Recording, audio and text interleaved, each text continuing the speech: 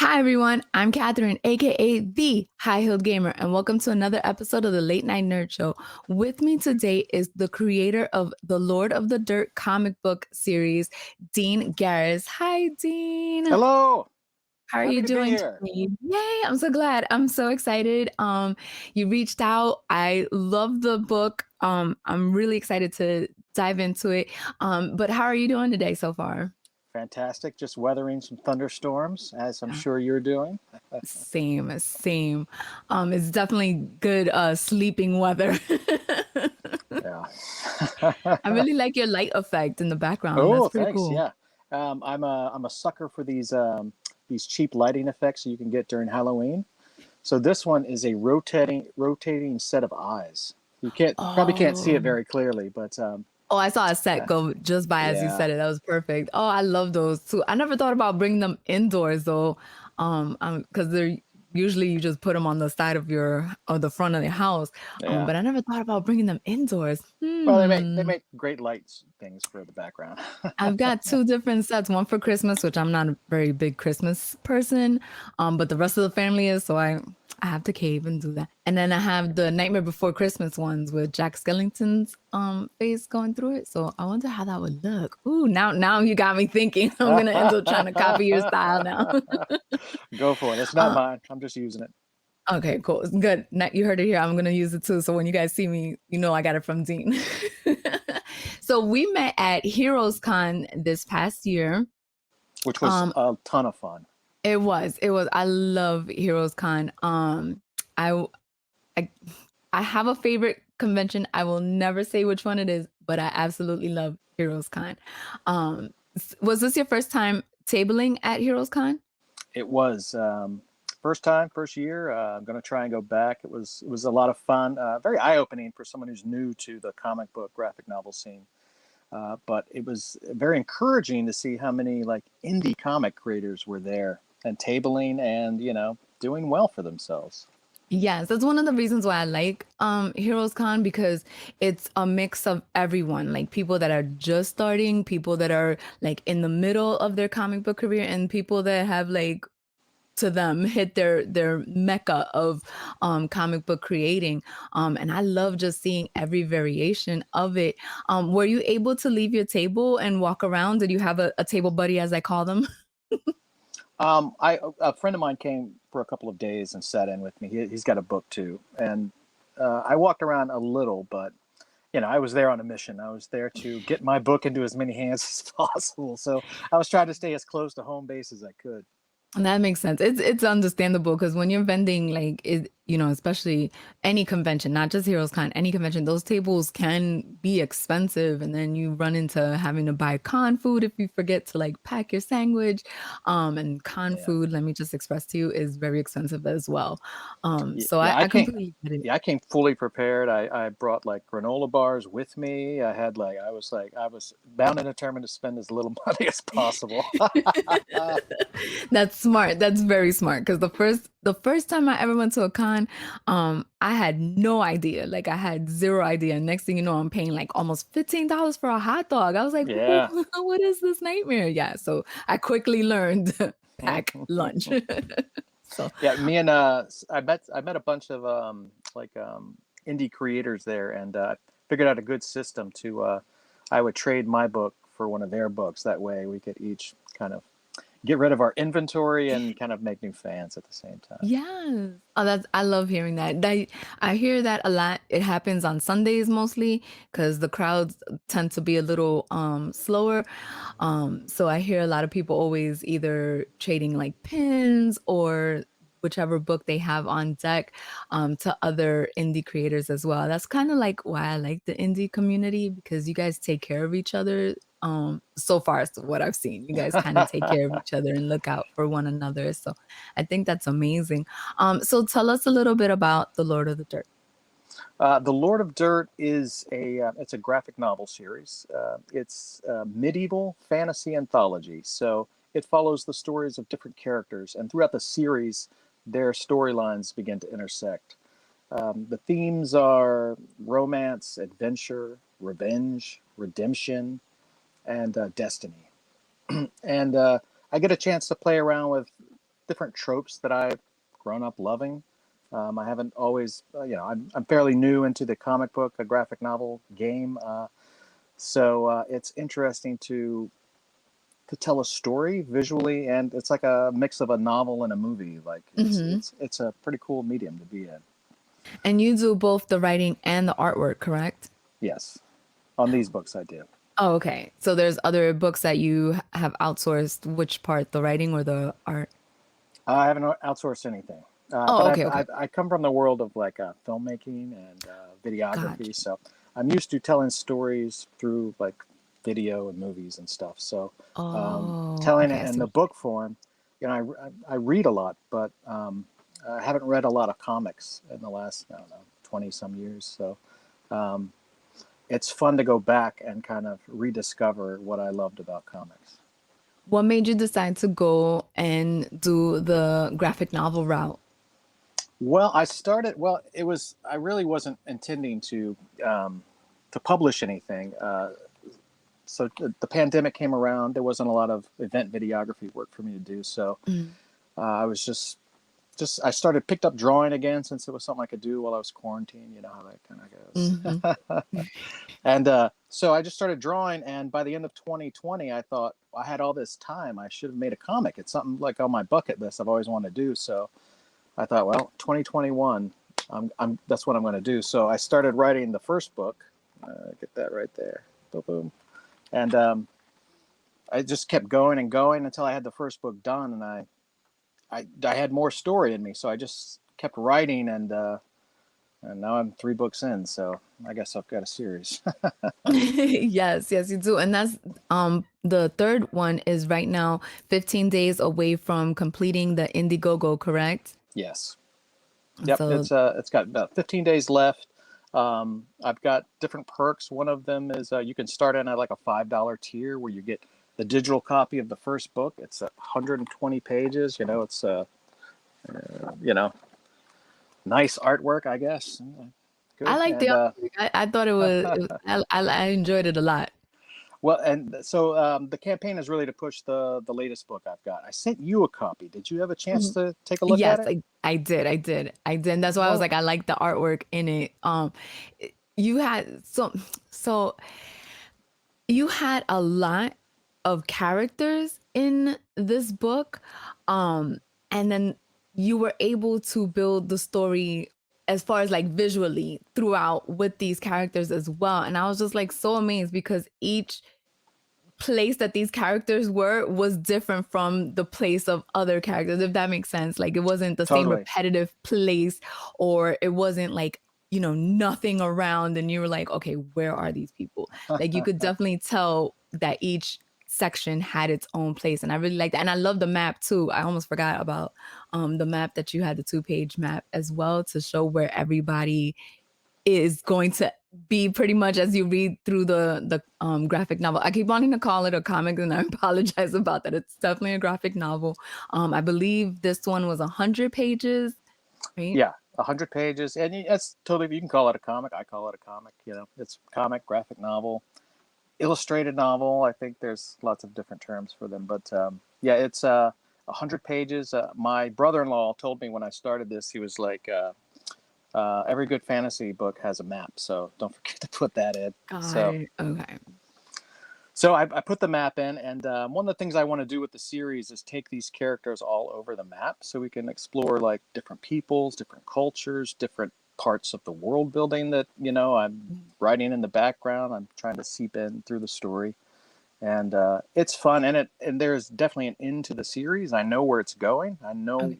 where all the characters will end up. So, but it's kind of fun with each of these volumes to kind of rediscover their storyline, and because in between the books, I get a chance to think of new ideas for the characters, situations to put them in where they don't get what they want. So, I enjoyed it a lot. There was twists and well, not so much twists and turns, but there were surprises that I was not expecting. And I'm thinking of each thing, and I'm like, do I say it because I don't want to spoil stuff? I definitely don't want to spoil anything for anyone because I definitely want people to pick up this book because it's a lot of fun. The artwork itself to me was unique and different. It's not, and this is no disrespect to anybody else but it just wasn't the same typical looking characters that I see in a lot of other comics, and that's one of the things that I appreciated about the graphic novel was just how different it was. Was that always your drawing style, or was that something that you learned at a school or something? How did you come up, or how did you discover this was your style? I think that's just always been my style. I grew up when I was a kid up until about high school. I was just obsessed with drawing, and it was kind of like my first. My mom says that drawing was always my first love, and that's probably true. Uh, so I've always had this style, and it's a mix of like comic book style, like Art Adams, John Byrne, Sal Buscema, these guys who I just absorbed their work. I was a big fan of Mort Drucker from Mad Magazine. Oh, He okay, did the okay. characters, loved him. And then I also loved stuff like you remember the strips, The Wizard of Id. I don't know No, if I you don't ever remember read any that of one. those. I love comic strip like Garfield, Heathcliff, Yeah. that kind of stuff. Wizard of Id was kind of like that. That was kind of my jam Okay. all through it growing up. But cartoons, monsters, I love drawing all this stuff. I'm glad you said cartoons because I wanted to say, and I hope you don't find it like mean or nothing like that because I love it. But it reminded me of Hanna-Barbera. Yeah, I love Um, Hanna-Barbera. That's okay, totally a okay, good. Because compliment. I'm always like so nervous to compare somebody's great work and talent to, somebody else, but it just there it is. I guess I kind of just like it felt nostalgic to the Hanna-Barbera cartoons, which I love. So that's why I was like, oh, it kind of reminds me of Hanna-Barbera a little Oh, bit. thank you. So That's a you good compliment. okay, good. I grew up watching Hanna-Barbera. I loved it. Me And I too, loved yeah. all those art styles. I mean, Disney animation is a big influence. I love the animation of Disney movies. They're beautiful. Yeah. Um, so, all of that it seeps in and it comes out the way it is. So, Okay. And as far as writing, when did that come into your life? Was that all because you said your mom basically said drawing was your first passion, your first love. When did writing come into your life? I probably fairly recently. Okay. I've always I've always thought of stories, but you don't. Sometimes you don't have ways. You don't know what to do with them. They're just ideas. Everybody has ideas about Mm-hmm. stories. Oh, Mm-hmm. this would be a great idea if you did this and this. And it wasn't until I got into filmmaking that I started to think about, okay, how do I take these ideas and how do I put them into something that somebody wants to watch? And then I studied, movie making and how do you write scripts and stories. And I think that's probably why my comic might feel a little different than other comics, is that I'm approaching it more from a movie making perspective, so much more than probably a visual storytelling perspective. Um, but I kind of think of the Lord of Dirt as almost a TV show, and each volume is kind of like a season of TV. Got it. Okay. So you kind of follow your characters through the season. They go through some arcs, some ups and downs, and then they're left on a cliffhanger. And then you wait for the next season to roll around before you find out what happened, and then we start the whole process over. Oh, okay. I like that. I like that way of seeing it. Now I'm gonna reread it with that in mind, because this is what I love to do, and other people that I've had on the show will tell you the same thing. Like I'll read it and then I'll ask questions, and if there's like an aha moment just like that, like it's like oh like a season, I'll go back and read it with that in mind to see how different the comic feels, the story feels, even the environment might feel a little different. There might be something that I didn't notice the first time around. Um, so I'm excited. Well, good, good. Did I send you the links to the first two books? No, I think it was only the third one. I'll go back and double check. But I'm pretty I'll send those to you so you can get the full Oh, thank picture. you. Yeah, I appreciate that. I'm like excited now because definitely the third one does pick up from something that I was like, okay, I'm a little like I don't know what happened previously, but it wasn't hard to like enjoy, if that makes sense. Sometimes, when you miss stuff, you're just like, all right, I'm totally lost. I have no idea what's going on. But I was still able to enjoy the third book. Now reminds me each book has its own little subtitles, right? One was called like Red Scarf, I think it was. This one's Yeah, called yeah. okay. So the third book is the Lord of Dirt and the Judgment of Dwarves, and the story motif is really centered around the judgment of these dwarves and the judgment in general. So judgment in some way comes to all the characters, but it's driven with the judgment of dwarves. And in the second book, the story motif centers around the character Asha and the secret of her red scarf. Like what Oh, is the okay. secret of her red scarf? Okay. And the first book is centers around the prophecy of doom. There's a big, scary Black Knight who's doing murderous things, and maybe it's tied into a prophecy, maybe not. I don't know. There's a $5 tier if you want to find out the answer. You But I'm donate that glad. $5 tier, like, find out. Exactly, exactly. But I'm glad that you mentioned that you can totally read the third book and have a enjoyable reading experience. And then if you're into it, like you said you were into it, you can always go back to the previous books and find out how they led to that moment. So Got it. Okay. Yeah, because I'm interested. Because the red scarf does come up in this third book. I'm not gonna say how or why, but it does come up, and I was like, "What is it with this red scarf?" Like, I need to know what's going on with this red scarf. So I'm glad that the second book kind of covers that because I was intrigued when. So I'm gonna say it, and if it's a go, spoiler, we'll cut it out. go ahead. So when Asha was let go and she's in the ocean. And she's like, "Well, I'm alive, but without my red scarf." I think it was what she said, something along those lines. I'm like, "What is this red scarf like? Magical? Does it have powers? Is it her safety blanket? Like, what is this red scarf?" Like, I was so intrigued. It was crazy. So, is it a spoiler? Well, I'm happy, but that's not a spoiler. Okay, so I could keep it in the show. Yeah, yeah. Okay, yeah, because I was intrigued. I was like, "What is it with this red scarf? I need to know." So, Yeah. So yeah, and all three books, you can enjoy them on their own, or you can get them in a series. What I found at the conventions when I was at Heroes Con and a couple of others was that people tend to they want to buy the first book, and it was a little disheartening this year because my brand new book, the third book, is out. I'm so proud of it. And everybody wants to start at the beginning, which I totally understand. Might be the same way myself, but you can't enjoy the books on their own if you wanted to yeah. pick up just the latest one. You really can, and like I said, I at first it was like, oh, I'm missing something, but it definitely didn't deter me from reading. And as I read, I realized I wasn't missing that something as much as I thought within the first couple of pages, or the first page, I think it was, because by the second page, I was like, what is happening here? Like, I was interested, I was invested. It was good. So let's get to it too. Give us a little synopsis of the story overall encompassed so that way people can see like what exactly the story is about. The overall story is I'm very much interested in.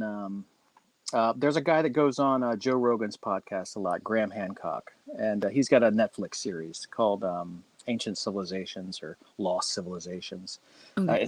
It's a big interest for mine, like the idea that there's a previous civilization that might have been wiped out, and maybe some of the great wonders that we see that we don't have any explanation for, maybe that's tied to them, something like that. Anyway, that idea is fantastical in my mind, so it's kind of what the series is based around. The Okay. idea that there could be some cyclical catalyst, um, catastrophic event that comes around every 10,000 or so years, and maybe maybe that's coming soon for the series, Got and it. uh, Okay. and maybe there's an ancient civilization that maybe is trying to warn them.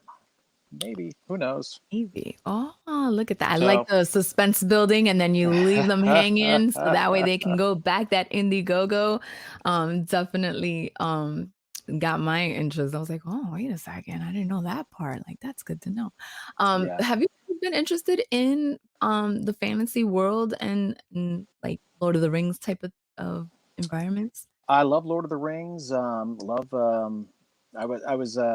What got me to do fantasy in 2021 was I was still pretty heated after the end of the Game of Thrones TV show, Aren't we all, buddy? Aren't we Yeah, all? yeah. It's one of those things you can share with literally everyone. They feel the same way. Yeah. Uh, so like me, like a lot of other people, I was just thinking after the show ended of how I would have done things, how I would have ended things like, and there's tons of on YouTube. There's tons of Song of Ice and Fire theory videos you can watch, and they're a lot of fun. So it put me in the kind of the headspace of like fantasy, Okay. and I think that's one of the reasons why I wanted to try and tackle a fantasy story. And but I grew up loving fantasy. The When I was a kid in the '80s, the fantasy that I loved was always tied around like medieval, like there was Excalibur, Conan the Barbarian, Lady Ex- Hawk, oh, yeah. Now you're dra- speaking my language. yeah, 80s. Yeah. I'm all about it. there was a dragon had Matthew Broderick in it. What was that movie? Dragon Slayer. That's it. It was a Disney With movie. Matthew Broderick? Yeah. I don't think I've ever seen that one. Yeah, it was. It had a pretty realistic looking dragon with the Okay. coolest name. It was like Vermather or something. I don't know. I'm gonna Ooh, butcher the name, but okay. that was a great. But I kind of grew up with that fantasy, and I love that style of fantasy. So I don't know. I look at some of the fantasy that's going on with like Brandon Sanderson, fantastic stuff. But it's like that's not my medieval dirty fantasy that I'm used to or I grew up with. So that's what I was trying to do with my series was bring it back to Okay. that more kind of medieval, kind of dirty realm, castles and knights fantasy. Yeah. It's got dragons and a talking rabbit and all kinds of Yeah, cool stuff. the when the rabbit appeared, I was like, "What is Yeah. this? This is amazing." And at first I thought it was Asha um hallucinating, just thinking, because she's where she is. She is where she is in this book. And I thought she was hallucinating. But then when the other person who I'm sorry, I don't remember who was with the rabbit, ended up speaking. Yeah. I'm sorry? I was just say Sir Eric Thank is the you. character. Sorry. That's all Sir right. Eric was with I was like, "Oh no, this is like a real like legit talking rabbit for them." Okay, got it. Perfect. Are we going to see more talking animals? Were there other talking animals in the previous books? We might. The talking rabbit is Pubby, and he was in the previous books. Okay. He so far he's the only. He's a magical creature. He's the only one we've met, Okay. but that's because most of them were either driven out or killed from the realm, and we haven't Got quite it. figured out why that's happened. But we might. Okay. I like it. I like it. What Yeah, got you into movie creation? I'm just a very visual person. I drew a lot as a kid, and then in my 20s, I just kind of got into filmmaking. It was the '90s, the auteur filmmakers, indie filmmakers were popular. Quentin Tarantino, with Kevin Smith, those guys. Okay. I kind of got into it and loved it. Fell in love with it. How long did you do it for, if you don't mind me asking? I'm still doing it. I make a living as a event videography, so I kind of moved it Oh, from like making movies to making a living. nice. So making a living. I just realized what you said. No more starving artists for me. Yeah, but no more fun stuff. You tell the same story over and over, but it's fun. I have some short films out there, and they are what they are. Are they on YouTube? Can we find them on YouTube if we wanted to look? They are, I think. I think they are. I think so. If you That's want to so tag one cool. at the end, I'll send you a link to Yeah. it. Yes. I would love to. Yeah. I mean, that's part of your talent and who you are. To me, that's so cool. I would love. I always said if there was something that I can do and learn it good is to make a movie. Obviously, I would need a big budget because I'm not doing it all by myself because I'd drive myself crazy. But I would love to create a movie. Well, you're in the same field. You're doing a lot of video editing. You're recording. You're like you got a mic right there. I mean, you're working in Don't tempt me. I'll put out a movie and it.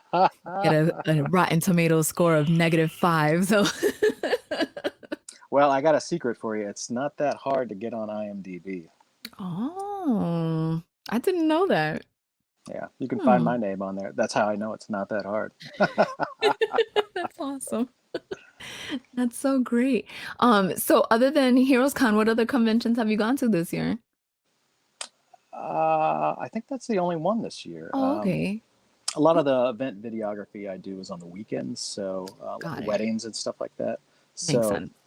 cons are always on the weekends. So You I see one coming up. I'm like, oh, I'm excited. Let me. I'm booked. So okay. Okay. If there was a con that you could do you have like a dream con? I think Heroes Con was the dream con. I really liked that. It Oh, was very kind of comic focused. it is. I'd like to.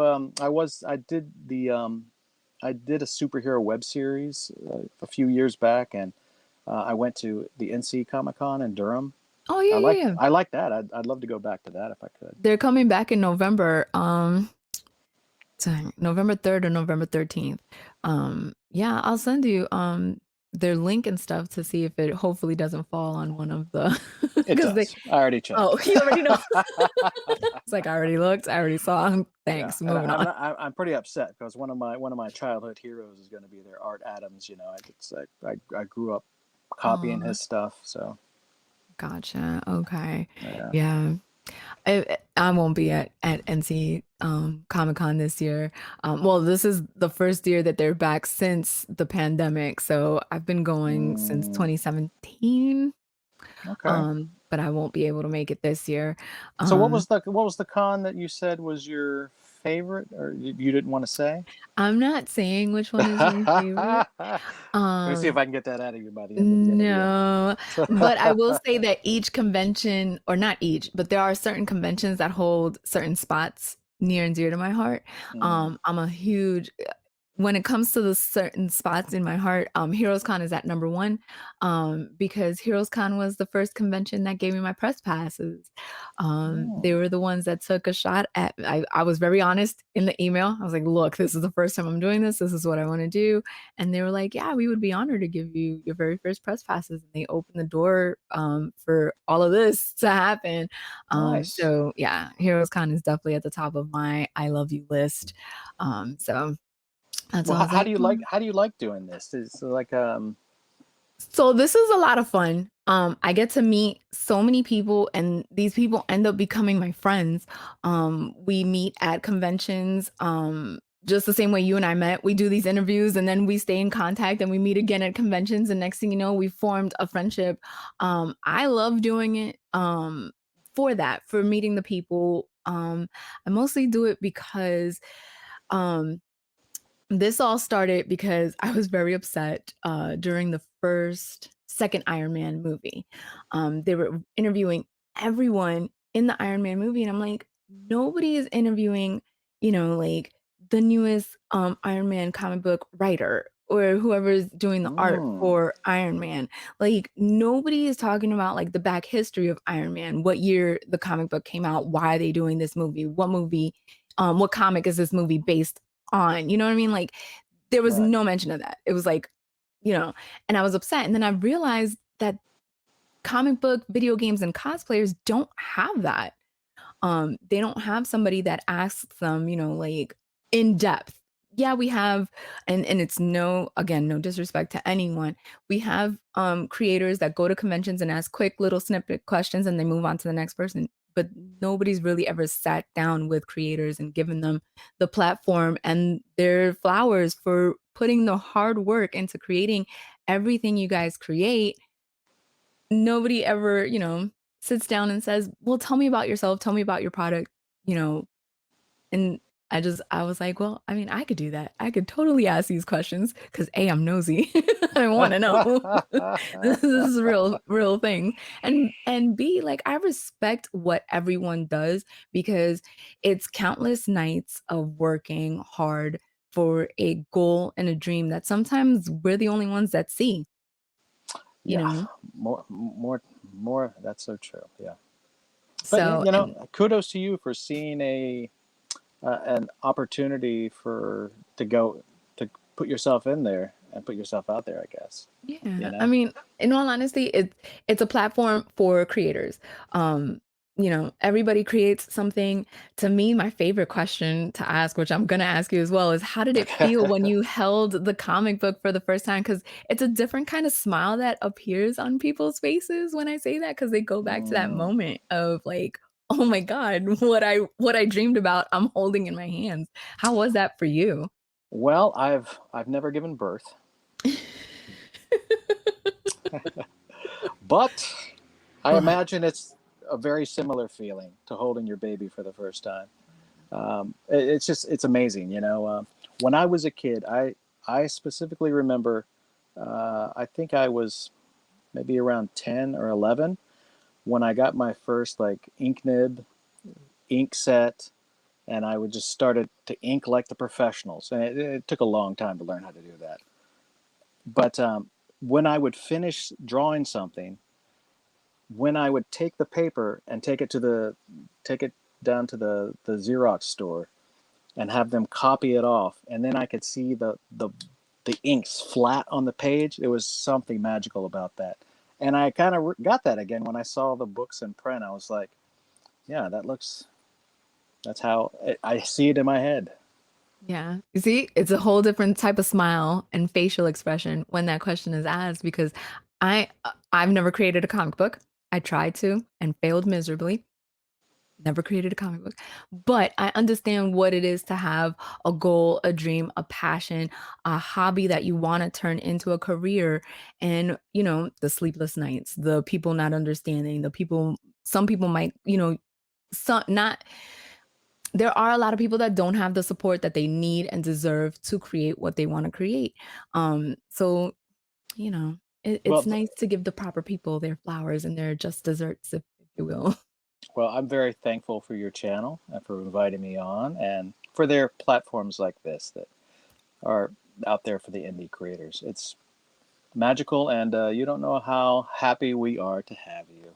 Oh, thank you so much. I'm just glad that there's more out there as well. Like indie people are now doing like podcast tours, and I'm just like, yes, there's more of us. Like, like I'll promote another channel as well. I'm like, yes, interview them, give them all the press and views that they could possibly deserve.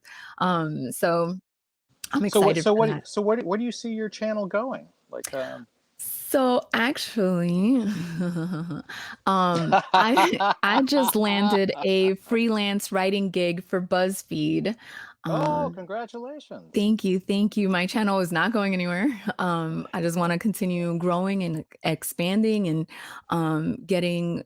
I've been very fortunate, blessed, lucky, worked my butt off to have people from every level of the industry in video games, comic book, and cosplay on the show. So I've had people who work for Marvel and DC, and I've had people who just put out their comics and everybody in Hmm. between. I've had people who worked for Epic Games and people who are trying to get their video games out there. So I cater to everyone as long as you have a story and I enjoy the comic because that's another thing too. Like if I don't enjoy what I read or play or stuff like that, I won't have you on the show because I'm a terrible liar. I'm a terrible liar. I will nicely tell you like, "Hey, I would like to not interview you because the comic wasn't for me or the video game wasn't for me. It wasn't my style and I don't know like how to properly display you cuz I'm not about the this sucked and you should try again type of life. I'm like, Mm, if and I mean, and I also let people know like, hey, don't think that it's just a terrible creation, that it's just it wasn't for me. right. I have my own taste, my own style, my own, opinions on stuff. Don't take my word as the end all be all. So so that's the secret behind how I interview people. I'm like, hey, sorry to say, but this wasn't for me. I'm glad I didn't know this before I reached out, or I might have. No, no, please. I do suggest other people to go to as well. It's not like I'm just like, I didn't like it, goodbye. I'm like, it wasn't for me, like it wasn't my taste, but Right. here's some other channels that do interviews as well. So I give that option. Have you interviewed a lot of the comic creators in the North Carolina area? I have. Yes, I had to think about everybody in North Carolina. So I have. Kachi Jones, Gene E. Willoughby, um, the Crit, Chris. Sorry, Chris. I love you. I haven't forgotten your name. He created Crit. So yeah, there's a string of people in the North Carolina area, but I travel the East Coast, so I go from New York to Yeah. Florida and everything in between. Yeah, Um, obviously, if you're interviewing the Marvel DC guys, I'm sure you're all over. yeah, yeah, and some of it is accidental. Some of it is right place, right time. I say the right things because that's another thing. Like I'm socially awkward. Like a lot of people don't like understand that. Like I have social anxiety and I'm socially awkward. So sometimes Uh, the things that come out of my mouth, people are like, so it's a lot of fun. It's a lot of fun. I had a friend who gave me this pin. So it's yeah, it's a real thing. But I love what I it's hard to do. So tell. It's hard to tell. thank you. I've had 10 years to try to perfect the things that come out of my mouth in this industry. But I love what I do, you know, and if I don't do it, I know somebody else will too, but not the same way I do. You know, it's just a Yeah. little different thing. I don't boast about a lot of things, but I'm very proud of what I've created and the industry that I've the company that I've built for myself. So Good, good. I think there's a similar mentality between that and making comics or making films is that you have to believe that you're bringing a voice that you don't see, you know? You have to be you have to feel like you're bringing something new to the conversation, I think. yeah. And Don't that ask isn't don't ask me what that is for my comic. I don't think I have an answer. well, your comic is different. So I do like that. I do appreciate that it's not the same cookie cutter story or the same cookie cutter like look to it. You know, it's a definitely different look to Thank it. you. At least with the pages that I got, it's not even in black and white, which I thought that was interesting. It's like black and creamish or gray and creamish kind of color. Which Yeah, I it's thought was interesting. Was that a purposeful thing or is that like an accidental ink thing? well, it was. I think when I started out, my intention was to do a black and white comic. But then, I was like, well, let me just add some grays in, some gray tones. And then, halfway through the book, I was just like, I basically color in a monochrome now. So that's kind of what I viewed. It's a monochrome book. It's Okay. just one color. Um, and yeah, I keep telling myself I'm going to pull back on that to make it more of a traditional black and white, but I just can't help myself. If my opinion counts for anything, don't, because it's one of the things that I actually liked. It wasn't black and white, which is which I tend to see. It's either black and white or color. You know, there's no in between. There's one other comic that does black and white with red, and that's different. So the fact that Mm, yours is like gray and cream, I thought that was really cool, and I was like, oh, this is a different take on it. And I enjoyed it. black and white and red, like kind of like Yep. that. Well, you see, yours Well, is they like gray and probably, has the cream in it, and I yeah. like that.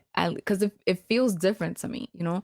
It's definitely something that I hadn't seen, or at least I haven't seen in a while, because if I've seen it before, I've forgotten I've seen it.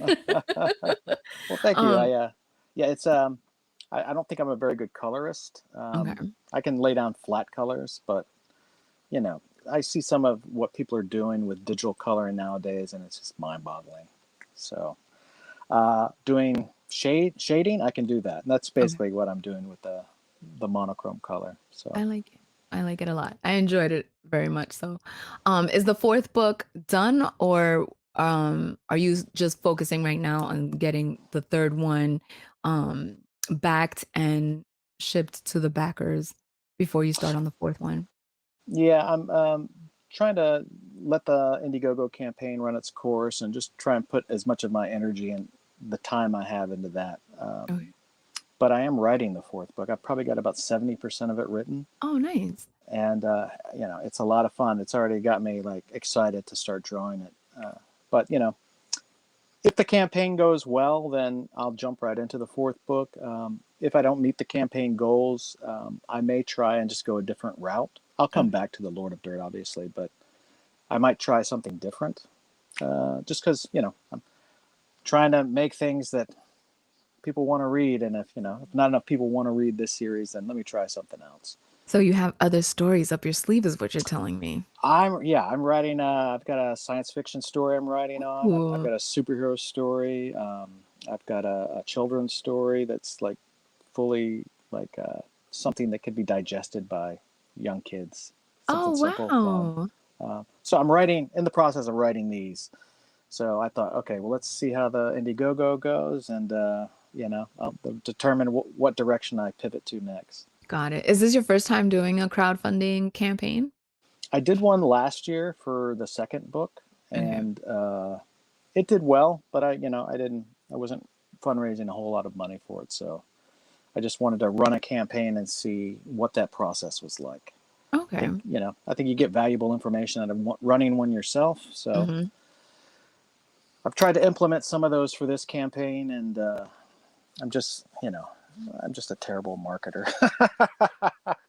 I've heard crowdfunding, whether it's on Indiegogo or Kickstarter, it's just hard. It's a hard thing to navigate. So, Yeah, it's a grind. You have to constantly be, and I might not have, I've heard the estimates on what kind of following you need to have before you run one of these campaigns to oh, kind of make your campaign a success. I'm not sure if I have enough followers yet, but I had people contact me throughout the year wanting to know where they can get a copy of the book. So oh, that's good. I'm running the campaign for those people that hey, you can get it through Indiegogo. Get it through Yeah. Indiegogo. Yeah. Where are you marketing at? Do you use, well, I know you have an Instagram. Do you use any other social media platforms? I know you're I, a d- super I busy don't guy, but I don't. I don't have a Facebook. I'm probably losing a potential customer base there. I don't have a YouTube channel, so probably losing a customer base there. these are all learning processes. These Yeah, are I all tell you, learning but it's processes. all I can do to keep up like a regular thing on Instagram. And I figure, okay, well, that might be the best platform since, I've got a visual medium product, that seems to work perfect for Instagram. Yeah. So I've kind of been focused on Instagram. We'll see if that Okay. remains the case. It's kind Love of, when it's all still kind of a learning game of, it is. I think I've got the craft of making the book down. Now I've got to get the craft of selling the book down. Got you. We got to get some weekends off, man, so you can go to Yeah. these cons. Yeah. I 'Cause- do good. I think I do much better when I'm person to person, like in person.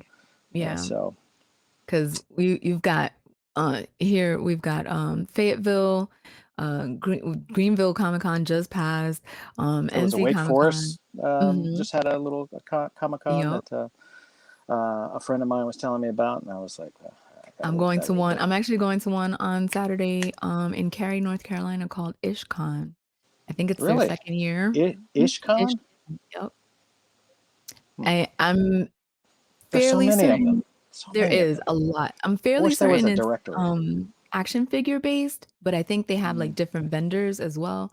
But yeah, IshCon in Cary, North Carolina, this coming Saturday. So I'll send you the link to that too. Yeah, I might I show mean, up. I might try and yeah, show up at the beginning or the end or something. yeah. It's the whole weekend. I'll only be there Saturday, but it's the whole weekend. So maybe you have a couple of hours to spare. You can go in and network, give out some business cards, be like, follow me and go pledge on Indiegogo." Yeah, So definitely. yeah. There's 15 days left. Some of the rewards are digital copies. Remind me, is there digital copies of the first and second one as well in one of the tiers? Yep. The very first tier is a $5 tier, easy to get on board with. It is a digital copy of the first book, which is The Lord of Dirt and the Prophecy of Doom. And it's 120 pages, easy buy-in to see if you like the book, you enjoy the world, you enjoy the storytelling. And then there's a digital tier where you can get all three of the books for $15, and That's what I that's a thought I digital saw. tier.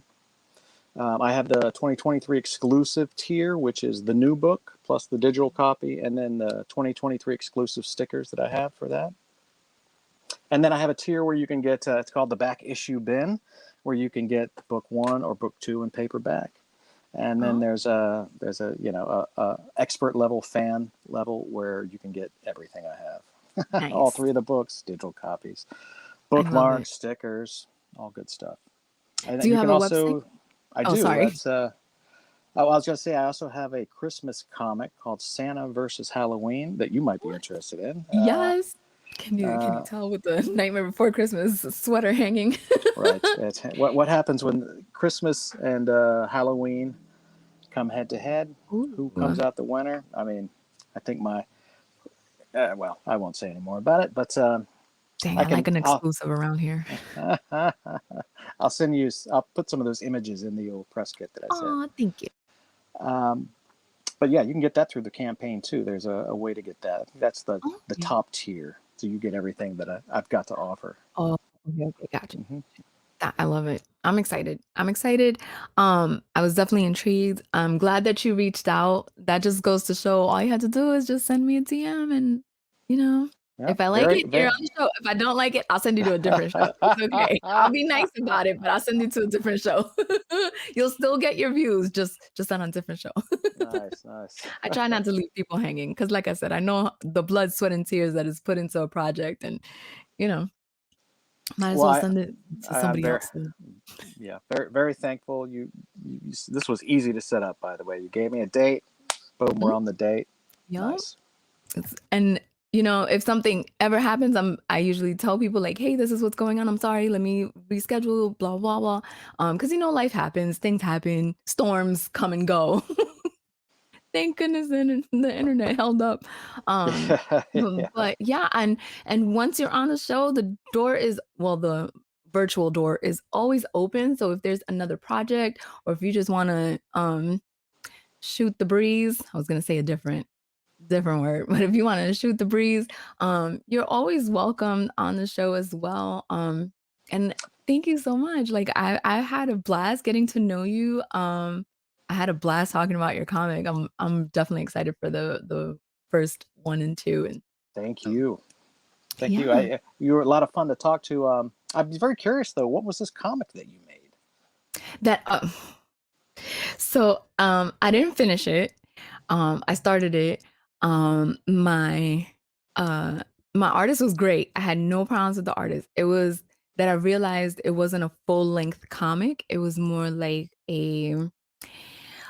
it's called like a ash can kind of a thing. Like it's a shorter comic, and I was like, oh, this story's so stupid. Like it's such a dumb story. And then I just got into my own head. Really all it is. I just got into my own head, Mm. and I was like, we're gonna file this away on do not disturb. So it's literally the pages, all the artwork, the writing that I did, the script that I did, everything is in a folder in a file cabinet, and it's marked do not disturb. Oh, Yup, it's literally never like, gonna see the light of day. um, if I get drunk enough, maybe. Yeah, a whole week. I gotta be drunk a whole week. I can't be sober. I gotta be drunk a whole week. My liver will hate me, but it'll get done. Yeah, no, I don't sometimes I think about it and I'm like, "Oh, I wonder what it could have been." And then other times I'm like, I put my energy in better things because I don't feel like the writing was good in that. So that's all Well, it is. that part of writing, for what I find is that um, I rewrite so much of what I write that it doesn't sometimes even resemble what it initially was.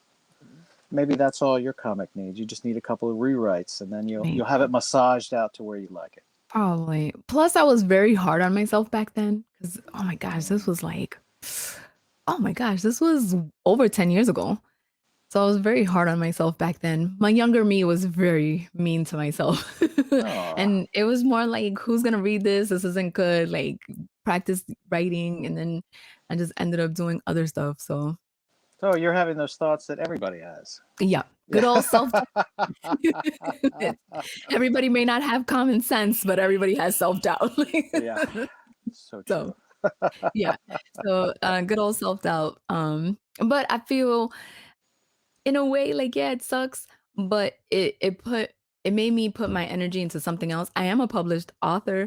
I'm working on my second book. Um, but I ended up putting my energy into something else, and, I do have it as, like I said, it's I know exactly where it is, and every now and again, out of the blue, on a drunken stupor, I look at it and go, "This could have been something." I could have been a contender. I could have been a contender. My favorite What? line around here is from Godfather. It's like, every time I think I'm out, they pull me back in. It's usually Mm. when I'm cooking. I've got one of those lines. It's from Citizen Kane. There's only one person that's going to tell me what to do, and that's me. That's a good one. Actually, that's like a good motto to have for life, Uh, period. I That's a love that good line. one. Ooh, Imma have to put that in my repertoire. Yeah, I I got like it. tons of movie quotes. Love them. We're lately, I've been a whole episode of Family Guy around here because I burst out into song and dance for no reason in the Those are middle good of quotes. anything. There's a lot of good quotes from Family Guy, and I'm full of them. And like I said, I end up bursting into song and dance for no reason, like just like a Family Guy episode. No reason whatsoever. I'm singing and dancing. So that's what Nice. happens around here when the cameras are off. That's what I'm doing. Family Guy episode. During One the woman editing show. phase. One wo- Oh, Dean, this has been so amazing. I am so grateful that you reached out. I thank you so, so much. We're gonna close the show and then hopefully have you back. So we could talk once I read all the whole thing, I'm having you back because I want like a deep dive of it all. No spoilers That though, sound but deep dive. that sounds fantastic. Would love to come back. I've had a blast. Thank you. Yay! Well, thank you everybody for stopping by and tuning in. I appreciate you so, so much. The link to Dean's Indiegogo will be in the description along with the website and his Instagram. Go give him a follow. The comic is amazing. Like I said, I read the third one and I loved it. Like it was perfect just as is. So I will see you guys next week for another episode. Have a good one, guys. Bye, everyone.